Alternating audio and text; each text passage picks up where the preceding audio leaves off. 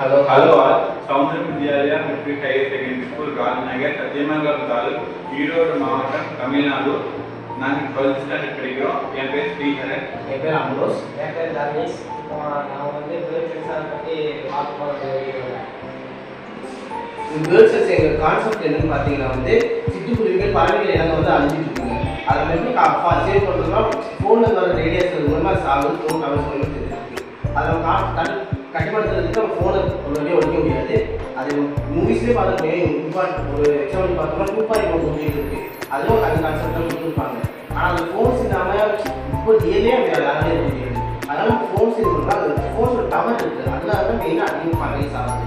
அது நம்ம இருக்காங்கன்னா நாங்கள் இதுக்காக பண்ணுறது தான் பேர்ட் சென்சார். இது என்ன இருக்குன்னா நாங்கள் சென்சார் யூஸ் பண்ணிக்கிற திங்ஸ் பார்த்தீங்கன்னா ஒரு பேட்டரி, சென்சாரு, அப்புறம் பஸ்ஸர், இது மட்டும்தான் நாங்கள் யூஸ் பண்ணியிருக்கோம். இதே வந்து ஒரு பட்ஜெட் ஃப்ரெண்ட்லியாக இருக்கட்டும் அப்படின்றதுக்காக நாங்கள் யூஸ் பண்ணியிருக்கோம். இதில் என்ன இதுன்னா பேர்ட்ஸ் வந்து இந்த சென்சார் பக்கம் வரும்போது அதாவது பீட் சவுண்ட் கேட்கும். பேர்ட்ஸ் ஆகும். நீங்கள் எப்படி டவருக்கு வந்தால் செத்துணும் அப்படின்னு கேட்பீங்க. ஆனால் டவரோட ரேடியேஷன் வந்து மினிமம் 200 மீட்டர்ஸாக இருக்கும். நம்ம அதோட ஒரு அதிகமாக 200லேருந்து 250, 220 அந்த மாதிரி வச்சோம்னா அதுக்குள்ளே பேர்ட்ஸ் வரதுக்குள்ள அந்த பஸ்ஸர் சவுண்டுக்கு பேர்ட்ஸ் வரும். ஏன் அப்படின்னா மனுஷங்களோட பறவைகளுக்கு வந்து இயரிங் சென்ஸ் அதிகமாகவே இருக்கும். ஸோ அதனால இந்த டவரோட ரேடியேஷனில் வந்து பறவைகளுக்கு எதுவும் ஆபத்து முன்னாடியே அந்த பறவை அதை வந்து தப்பிச்சிடும். பறவைகளோட அதாவது மனுஷங்களோட பறவைகளுக்கு இயரிங் சென்ஸ் வந்து அதிகமாக இருக்குங்க. ஸோ இதுலேருந்து ஒரு சின்ன சவுண்ட்னால பறவைகள் வந்து அலர்ட் ஆகிருக்கும். இப்போ பேர்ட் சென்சார் அப்படின்னு நீங்கள் சில பேர் கேட்பீங்க நாய்ஸ் பொல்யூஷன் இருக்குமா அப்படின்ட்டு. இல்லை, ஏன்னா பறவைகளுக்கு வந்து இயரிங் சென்ஸ் மனுஷங்களோட ரொம்ப அதிகம். ஸோ இதுலேருந்து ஒரு சின்ன சவுண்ட் மனுஷங்களுக்கு எந்த சவுண்ட் எந்த எஃபெக்டும் கொடுக்காது. பறவைகளை வந்து சீக்கிரம் அலர்ட் பண்ணும். அப்படி அலர்ட் பண்ணும்போது பறவைகள் தப்பு போகும்.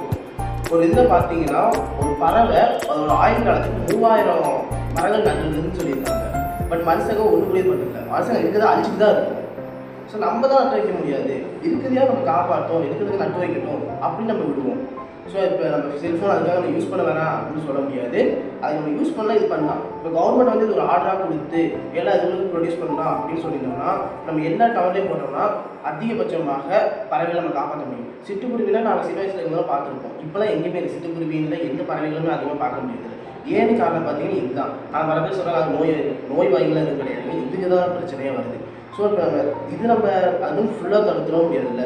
அதனால் இப்படி ஒரு சின்ன கான்செப்ட் வந்தால் இதாக இருக்கும் அப்படின்றத நாங்கள் பண்ணுவோம். எங்களோட கான்செப்ட் என்னென்னா பறவைகளை அந்த அதோட ஆயுள் காலங்களுக்கு நல்லா வாழ விடணும்.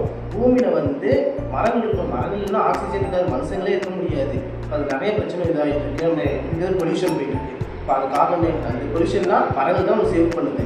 மரங்கள் வேணும்னா பறவைகள் வேணும். மனுஷங்களுக்கு வாழணும்னால